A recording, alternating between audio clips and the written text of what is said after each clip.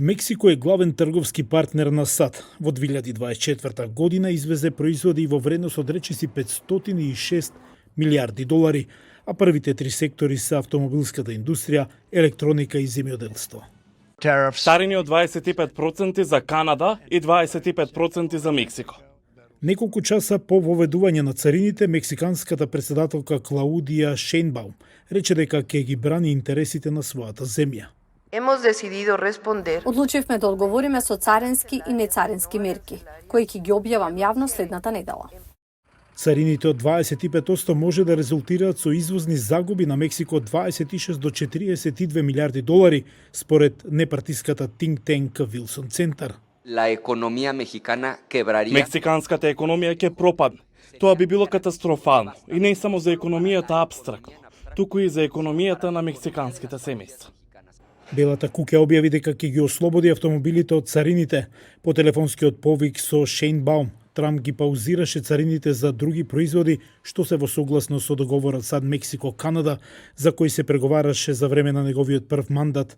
Додека Трамп ја сподели својата одлука на социјалните мрежи, Шејнбаум опиша дека низиниот разговор со Трамп се одвивал со почит и заеднички интерес. Зошто? Сега, кога ги наметнавте царините, како ќе продолжиме да соработуваме со нешто што му штети на народот на Мексико? И го постигнавме овој договор што навистина им користи на двете држави. И покрај привременото одложување, мексиканските бизнис лидери понатаму се загрижени за можноста од царинска војна. Неизвестноста им го отежнува планирањето на бизнисите, вели Карлос Јарамило, председател на Координативниот совет за бизнис во Тихуана. Реалноста е дека не мора да зборуваме за Кина, но треба да размислуваме за други пазари. Не можеме да останеме толку многу зависни од САД. Загриженоста е особено голема во пограничните градови на Мексико. Макиладора, фабриките кои увезуваат материјали за монтажа и извезуваат готови производи во САД, се главен двигател на локалните економии. Царините не само што сериозно ќе го нарушат синџирот на снабдување, туку и екзистенцијата на работната сила, предупредува експертот за производство Рикардо Мелгоза.